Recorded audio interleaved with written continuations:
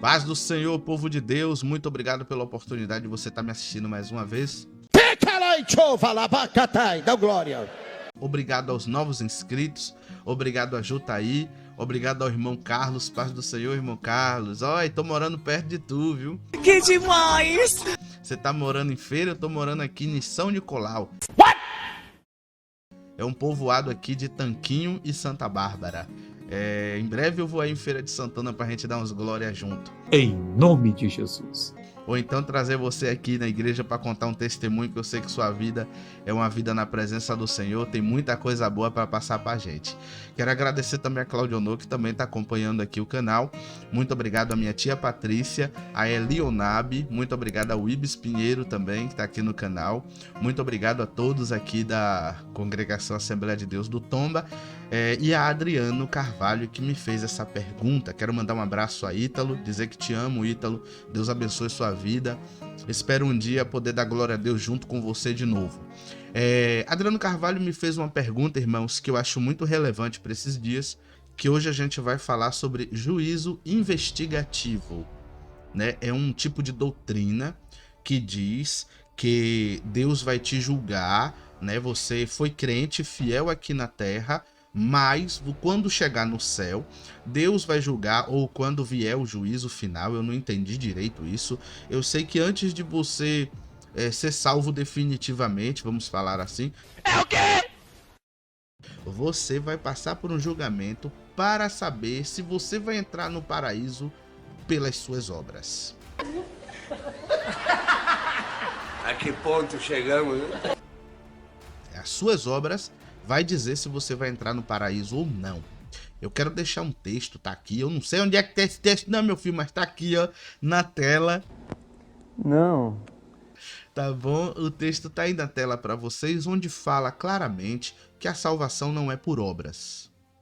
E a razão da salvação não ser por obras é para que ninguém se glorie.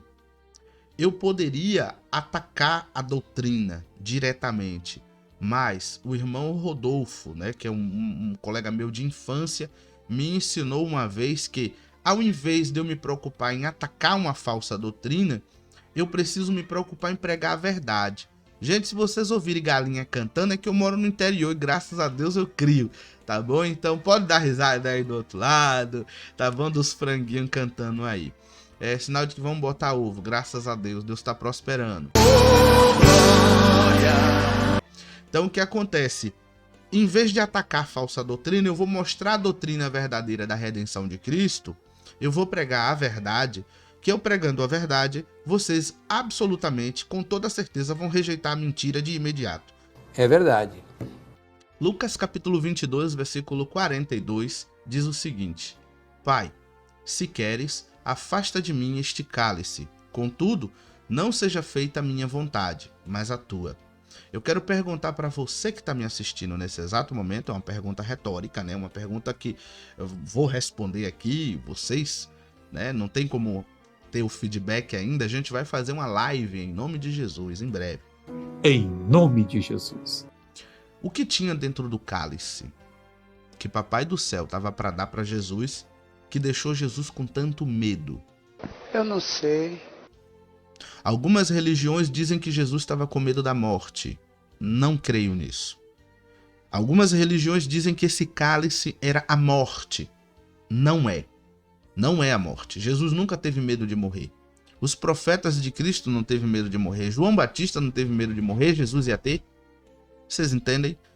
Tinha algo dentro desse cálice metafórico, né? Não é que Jesus estava com um copo na mão ali e ia beber de fato alguma coisa. Não, é uma metáfora. Cálice é uma metáfora. E para que a gente entenda do que Jesus está falando naquele momento, a gente precisa recorrer ao Velho Testamento e ao Novo Testamento, né? Recorrer a essa linguagem na Bíblia para descobrir do que Jesus estava falando, que é muito importante. Irmãos, em Jeremias capítulo 25, versículo 15, diz o seguinte: Assim me disse o Senhor, o Deus de Israel, pegue de minha mão este cálice com o vinho da minha ira, e faça com que bebam dele todas as nações a quem eu o envio, segundo o que Jeremias experimentou na presença de Deus, a linguagem profética para cálice é o quê? O que é que era depositado dentro do cálice? A ira de Deus. Então, dentro do cálice metafórico, que Jesus estava ali dizendo, Pai, se possível, afasta de mim esse cálice, o que tinha dentro daquele cálice era a mais profunda ira de Deus contra que ou contra quem? Contra a humanidade, contra o ser humano, contra os pecados que o ser humano vem cometendo, ó, desde Adão, tá bom? Desde Adão, o homem tem pecado contra Deus, tem tirado a paciência de Deus, tem deixado Deus irado. E essa ira, essa justiça em forma de ira, que Deus deveria aplicar na humanidade, ele colocou dentro de um cálice e deu para Jesus beber. Era da ira de Deus que Jesus estava com medo naquele momento. E eu pergunto para você, quem não ficaria com medo da ira do Senhor? Calma, eu vou mostrar mais textos para provar para você que o que Jesus estava prestes a beber ali era a mais profunda ira de Deus. Vamos lá. Apocalipse, agora Novo Testamento, para aqueles que são mais problemáticos, que fica falando que Velho Testamento isso, Velho Testamento aquilo. Apocalipse capítulo 14, versículo 10 diz o seguinte: também beberá do vinho do furor de Deus, que foi derramado sem mistura no cálice de sua ira. Mais uma vez, a metáfora agora no Novo Testamento, uma metáfora falando sobre cálice. E o que tinha dentro desse cálice, a mais profunda ira de Deus. É disso que Jesus estava com medo. Quando nós vamos para Isaías, capítulo 53, e a gente vai para o versículo 5 e 6, a gente encontra essa beleza, essa maravilha. E você vai entender já já por que é maravilhoso isso. É Jesus nos redimindo, nos purificando. Isaías 53, 5 e 6 diz assim: mas ele quem? Jesus, foi transpassado por causa das nossas transgressões, foi esmagado por causa das nossas iniquidades. O castigo que nos trouxe a paz estava sobre ele, e pelas suas feridas fomos curados. Todos nós, tal qual ovelhas, nos desviamos. Cada um de nós voltou para o seu próprio caminho, e o Senhor fez cair sobre ele a iniquidade de nós todos. O que é que o texto está dizendo? Está falando que Jesus, o Messias, ele foi punido na cruz, aquela punição que Jesus sofreu na cruz, aquele maltrato que ele sofreu na cruz, aquele esmagamento que ele sofreu na cruz, aquelas feridas que ele sofreu na cruz, ele estava levando ali naquele momento, ele estava recebendo naquele momento o castigo de Deus em forma de ira.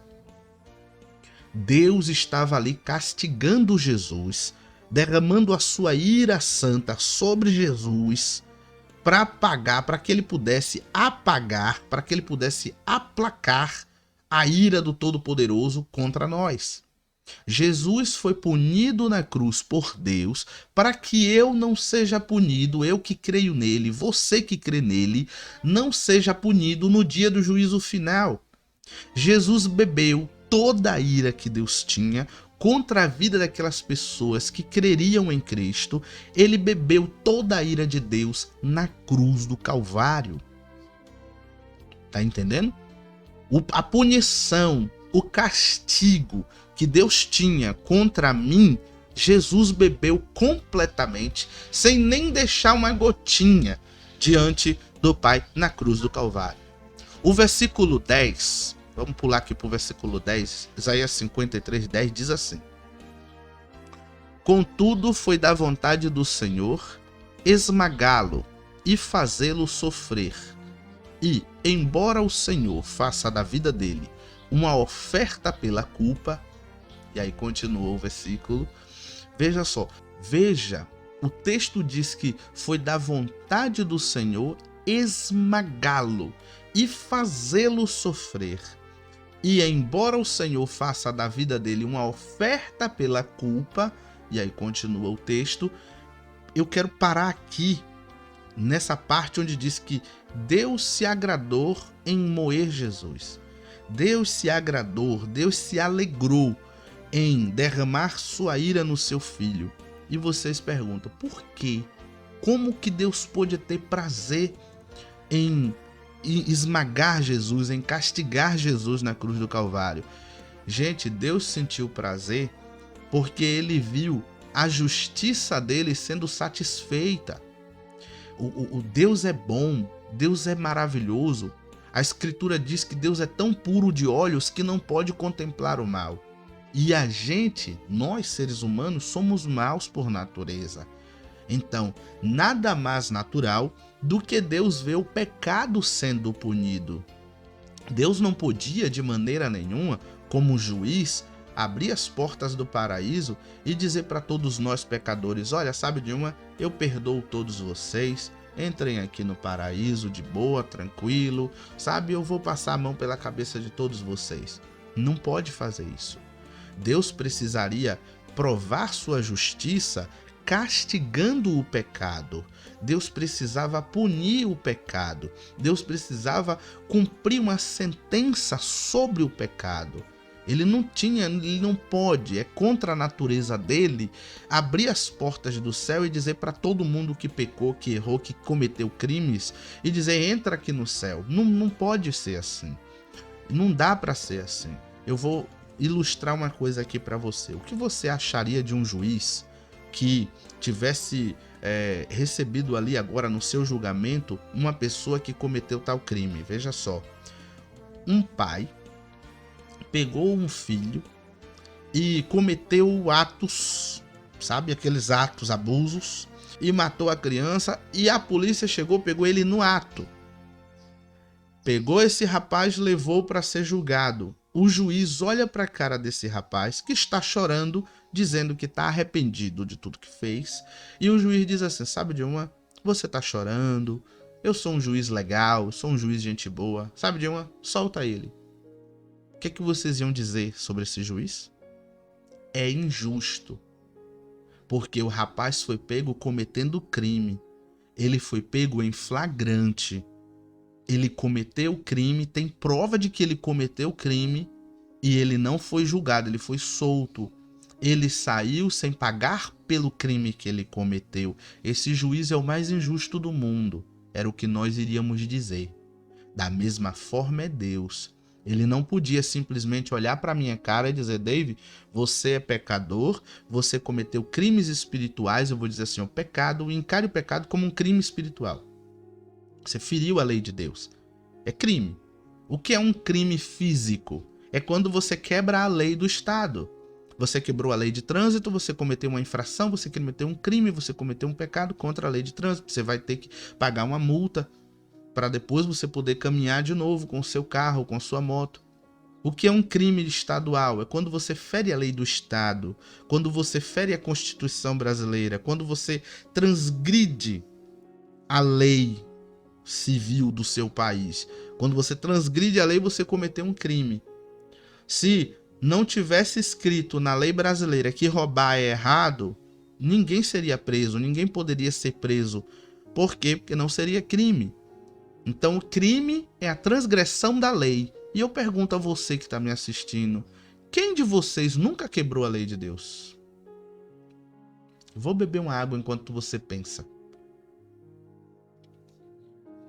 Portanto, o pecado é um crime espiritual e Deus tem provas, mais do que concretas, de que toda a humanidade pecou. Olha o texto que está passando aí na tela para você ver. Diz que todos pecaram e destituídos estão da glória de Deus. Para Deus afirmar que todos pecaram, ele tem que ter prova disso, e ele tem. Diz a Escritura que nós estamos rodeados de uma grande nuvem de testemunhas.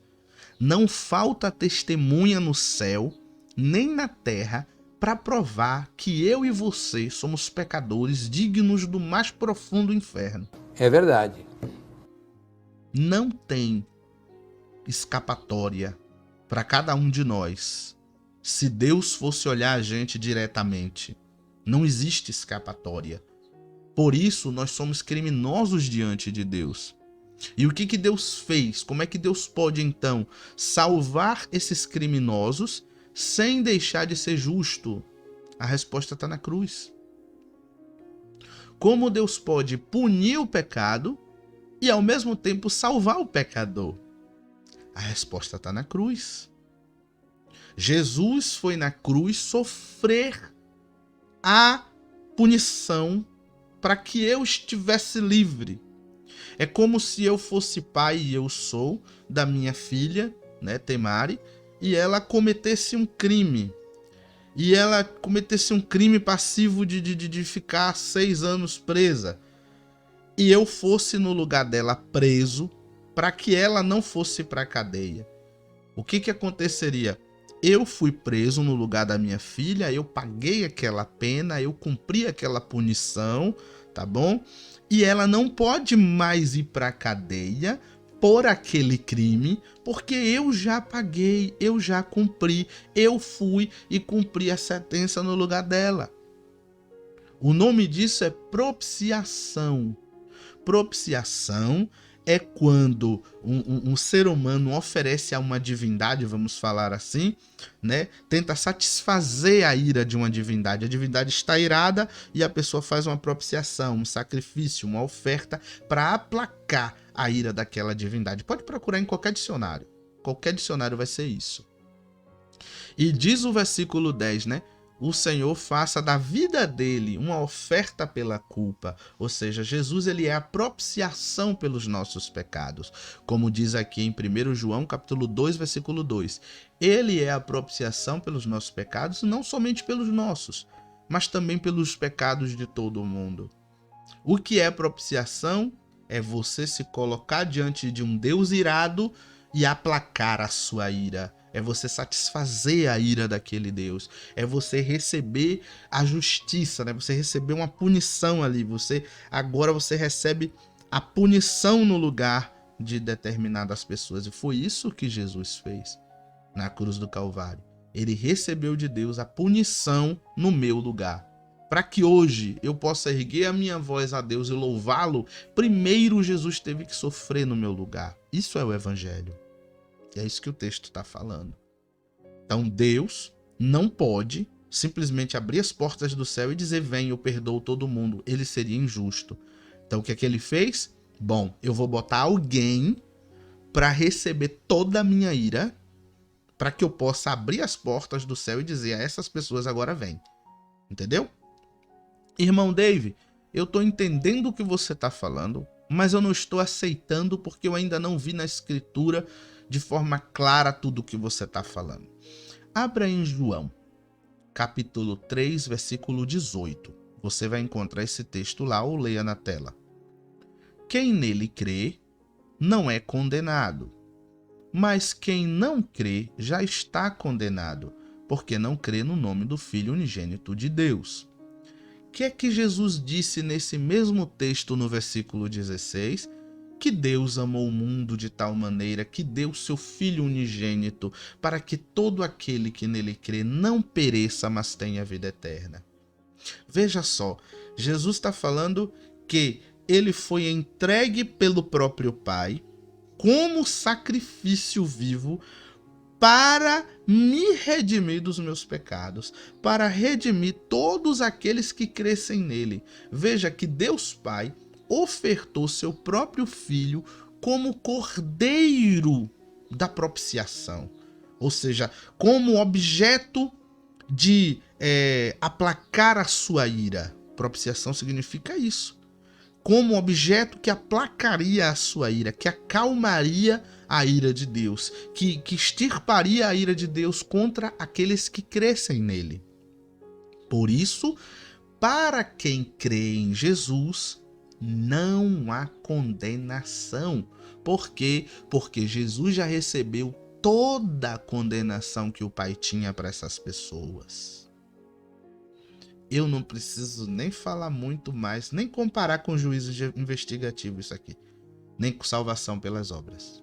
Tá vendo que quando eu prego a verdade, a mentira some, não fica, não permanece? Vamos agora para o versículo 36. João 3, versículo 36. Diz o seguinte: quem crê no Filho tem a vida eterna. Por que quem crê em Jesus tem a vida eterna? Porque não pode mais ser condenado. A condenação que tinha para essas pessoas que creem em Jesus, a justiça que tinha, a ira de Deus que estava para descer sobre essas pessoas, foi removida, foi desviada para cair em Cristo. A ira de Deus vinha sobre mim, eu creio em Jesus. Essa ira desviou e foi para cima de Jesus. Jesus recebeu em seu corpo a ira de Deus, a punição, para que eu nunca mais seja condenado diante do Pai. Porque tem outra palavrinha linda, né? Propiciação significa aplacar a ira de Deus. O objeto que aplaca a ira de Deus, que acalma a ira de Deus. Tem outra palavrinha que você precisa conhecer como cristão, que é a sacrifício vicário. O que é ser sacrifício vicário? É um sacrifício de troca de vida. Troca de vida. Jesus trocou de vida com a sua igreja. Jesus trocou de vida com aqueles que crê nele. Quando Jesus Cristo morreu na cruz do Calvário, ele pagou a dívida de toda a vida, passado, presente e futuro, daquelas pessoas que creriam nele. Por isso, quem crê em Cristo não vai para o inferno. Por isso, só por isso, quem crê em Cristo não vai para o inferno. Quem crê em Cristo não vai receber a ira de Deus, porque Deus não pode punir o pecado duas vezes. Você está entendendo? Então, o que acontece? O que é que nós vemos aqui? Quem crê no Filho tem a vida eterna, por essas razões.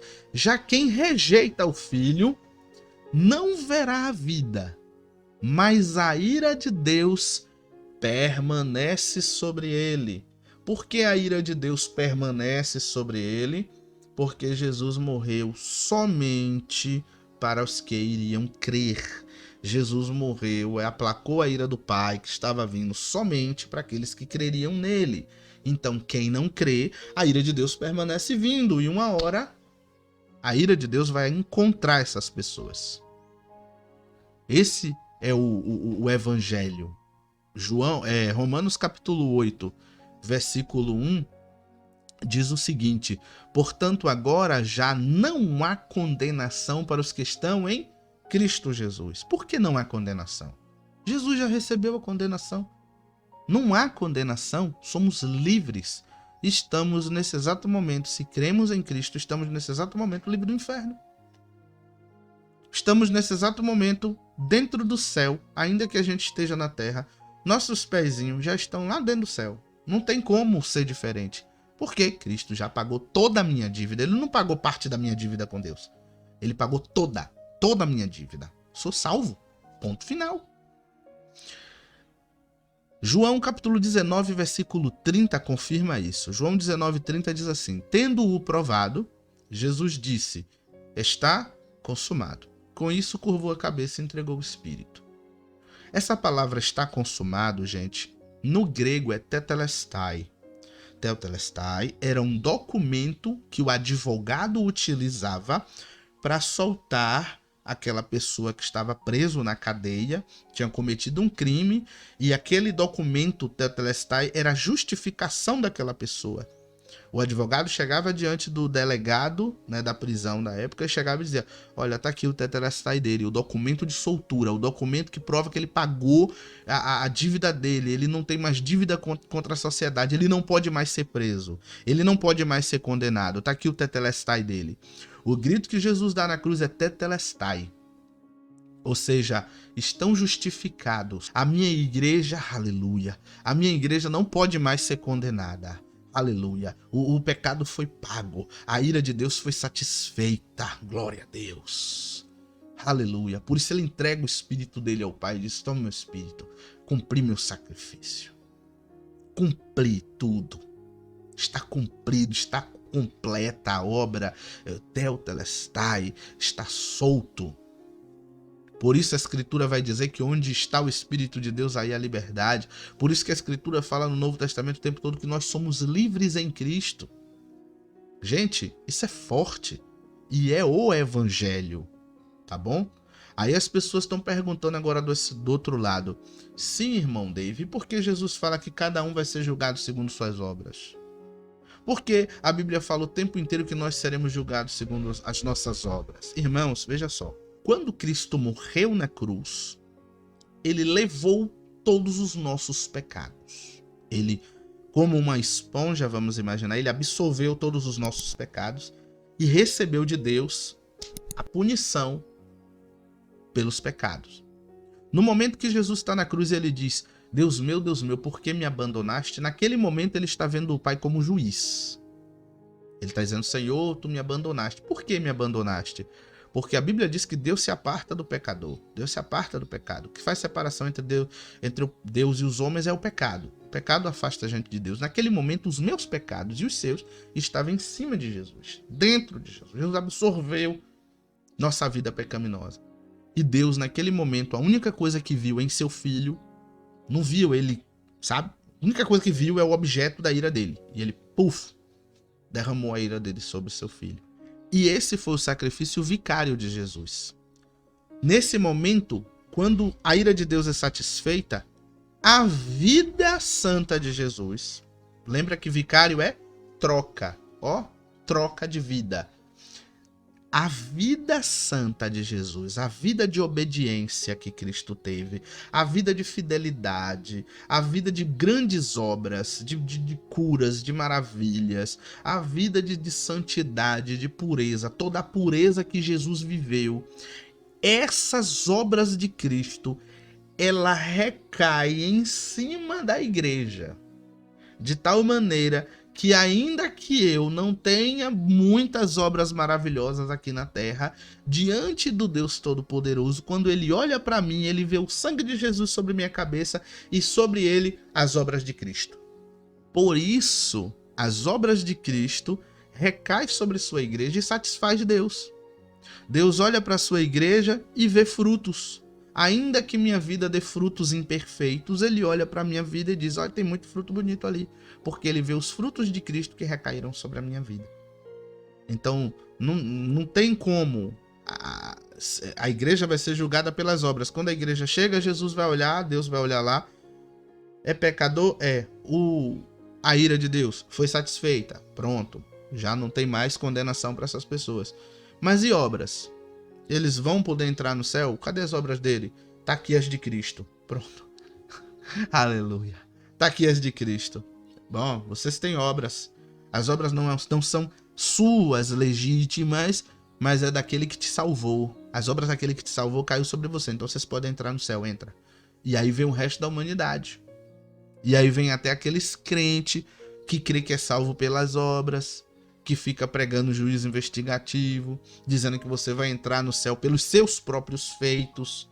E eu pergunto para você, irmãos, um ser humano imperfeito pode produzir uma obra perfeita? Não. Se o ser humano imperfeito, que não consegue produzir uma obra perfeita, como que ele vai agradar um Deus com uma justiça perfeita? Você está entendendo o tamanho do abismo? Eu vou entrar no céu e tenho obras diante de Deus, porque eu sou justificado, diante de Deus eu não tenho mais nenhum pecado, ainda que eu erre, ainda que eu peque, todos esses pecados que eu cometo daqui para frente já foram todos pagos, que Jesus morreu pela minha vida, não foi pelo momento na minha vida, ele morreu pela minha vida, foi por um momento, você tá entendendo? Em segundo lugar, eu entro porque as obras de Cristo recaem sobre a minha vida. Eu me torno uma pessoa mais justa do mundo diante de Deus. Mesmo que aos meus olhos e aos seus olhos eu não seja essa justiça toda. Diante de Deus eu sou. A mesma coisa acontece com você. Tá entendendo? A gente vai entrar no céu pelas obras de outra pessoa. Jesus. É por isso que a gente tem que ser grato, glorificar o nome dele. Acabou o juízo investigativo. Acabou a doutrina de salvação pelas obras. Tá entendendo? Nós não temos condições de produzir os frutos que Deus quer. E a prova disso é que Gálatas capítulo 5, versículo 22, diz que os frutos, que são as obras que Deus quer que a gente produza, esses frutos não é chamado de fruto da igreja. Por que você acha que não é chamado de fruto da igreja? amor, fé, paz, longanimidade. Esses frutos não são chamados de o fruto da igreja. Poderia ser, né? Mas não é. É chamado de quê? Frutos do Espírito. É o Espírito Santo que produz em mim os frutos que o meu Pai quer ver. Não sou eu que produzo, é o Espírito Santo. Aí vem mais um texto que corrobora isso que eu estou falando aqui. Em João, Jesus fala, o texto está na tela para você ver, tá aí para você. Eu sou a videira, vós sois as varas. Toda vara em mim que dá fruto, né, permanece, tal. Aquela vara que não está dando fruto, corta, joga fora. Veja, Jesus disse que ele é a videira. O galho da videira produz o fruto por conta própria ou ela só produz o fruto porque está ligado à videira? Tá entendendo agora o mistério? Os frutos do Espírito Santo que você tanto produz não é seu, é de Cristo. Não é a igreja que produz, não é o fruto da igreja. Você não vai produzir amor nunca. Você não vai produzir uma fé que Deus consiga aceitar nunca. Você não vai produzir uma paciência que agrade a Deus nunca. Você precisa da paciência de Cristo. Você precisa que Cristo lance suas obras sobre você. Senão você não vai ser enxergado por Deus como um crente fiel nunca. Porque você é infiel. Você tropeça em mandamento. Você não consegue obedecer à lei de Deus, que ela é perfeita, mas você não. Tá entendendo? Como é que você quer obedecer à lei se você é imperfeito e a Bíblia diz que a lei de Deus é perfeita? Como um ser imperfeito vai conseguir obedecer uma lei perfeita? Ô, coitados, vocês não sabem de nada que vocês estão falando. E eu encerro, gente, com 1 Coríntios 3, versículo 12 a 15. Esse foi o nosso estudo de hoje, né? Falando sobre salvação pelas obras. Que obras é essa que me faz entrar no céu? Né? E agora, Dave, então, já que eu já sou salvo, de que eu não vou perder minha salvação assim por qualquer coisa, já que o Espírito Santo é que produz as obras que Deus quer, já que as obras de Cristo estão sobre a minha vida, então eu posso viver pecando, né? Eu já sou salvo mesmo. Se você está falando isso do outro lado, você é carnal. Um filho de Deus, nascido de novo, jamais vai querer andar em pecado, jamais vai querer se atirar ao pecado.